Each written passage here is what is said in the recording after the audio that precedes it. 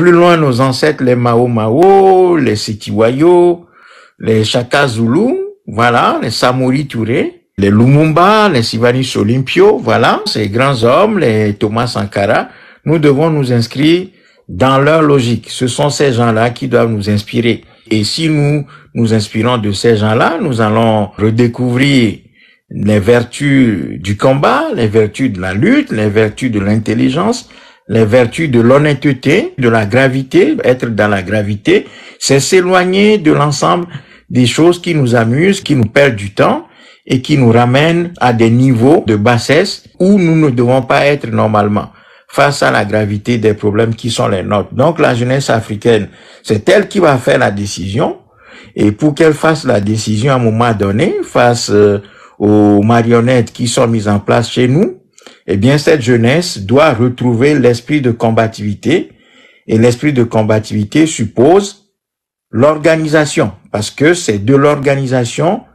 que tout dépend de l'organisation. Les peuples n'ont pas d'autres outils que leur organisation entre les mains. Si les peuples veulent affronter les tyrans et les dictateurs, les marionnettes, ce système cannibale colonial qui nous a imposé depuis des siècles et des siècles maintenant, après les razzias négrières transatlantiques qui ont déporté du continent africain 200 millions de bras valides, eh bien, la jeunesse africaine est obligée de s'armer de discipline, de connaissances, et surtout aller vers son organisation, parce que c'est cette organisation-là qui nous donnera les armes de la victoire. Et cette organisation veut dire que les jeunes Africains doivent aller les uns vers les autres, se parler, se connaître, s'éprouver, donc se donner des exercices pour voir qui est capable de faire quoi, répartir les tâches en fonction des capacités et de l'intégrité et de la discipline des uns et des autres. Tout ça pour arriver à ce que le Moltra appelle le tsunami populaire, c'est-à-dire le soulèvement d'une masse d'hommes et de femmes suffisamment puissantes pour renverser le système colonial qui est installé sur les terres africaines. Ce n'est que comme ça que les Africains vont pouvoir remettre la main sur ce continent, sur leur terre, et déconstruire les institutions coloniales, l'ensemble des institutions coloniales que sont le franc CFA, l'école coloniale, les religions coloniales, l'agriculture coloniale, l'industrie minière coloniale, qui consiste à extraire de nos sols et de nos sous-sols nos richesses pour alimenter l'industrie productive des pays occidentaux et des pays émergents, notamment la Chine et quelques autres maintenant, pour pouvoir arriver à réorienter progressivement le continent africain vers la satisfaction des besoins de ses propres enfants. Sans cela, nous allons continuer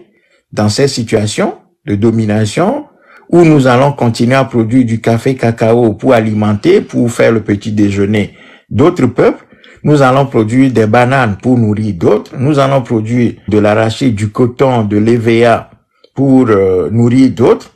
L'industrie minière coloniale africaine qui consiste à extraire de nos sols, de l'or, du pétrole, du diamant, du coltan, du lithium, du phosphate, du manganèse, du nickel et tout pour alimenter l'industrie du monde contre nous. L'école coloniale va continuer à produire des attardés mentaux, des déficients mentaux, des gens qui sont totalement aux antipodes des intérêts des Africains. Donc une élite coloniale qui est fabriquée de toutes pièces, qui va continuer à y développer les idées et les intérêts d'autres peuples, quoi.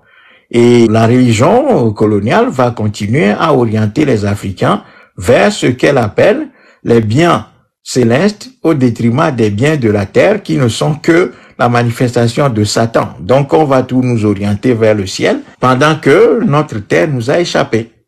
Donc voilà l'ensemble des dispositifs que nous devons affronter, que nous devons demain combattre et vaincre définitivement, les mettre à la poubelle et reconstruire notre continent sur la base de nos valeurs culturelles endogènes, faites de partage, de solidarité, d'intégrité, de vérité et surtout de ce que les Égyptiens appelaient la mat, c'est-à-dire la vérité, la justice et l'intégrité. Mais ça, si nous ne redécouvrons pas nos valeurs culturelles ancestrales que nous avons perdues en chemin, déviées de notre voie naturelle de progrès par les razzias négrières islamo-arabes et transatlantiques, renforcées par le système colonial, eh bien, nous allons continuer à errer dans ce monde. Ça veut dire que l'Afrique n'aura d'avenir que si elle se retourne vers elle-même, elle se redécouvre, et si elle décide d'assumer véritablement les responsabilités qui sont les siennes. Donc, nous n'avons rien à attendre de l'extérieur. Nous n'avons pas à miser nos espoirs sur les autres. Ce n'est pas la Russie, ni la Chine, ni la Turquie, ni un quelconque pays qui viendra de l'extérieur nous aider en quoi que ce soit, parce que l'Afrique est une terre qui est enviée depuis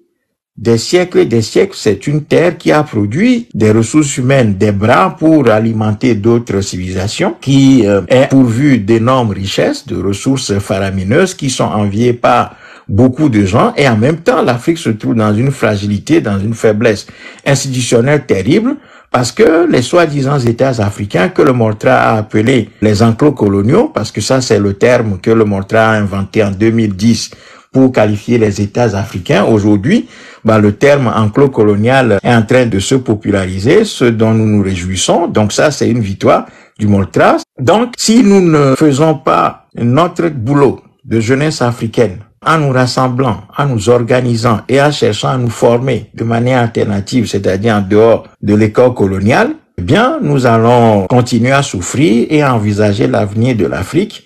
en dehors du continent africain, ce qui sera, et comme c'est déjà le cas, une désillusion terrible pour nous, parce que à l'extérieur, un peuple est voué à la faiblesse si son foyer, sa terre, lui a échappé.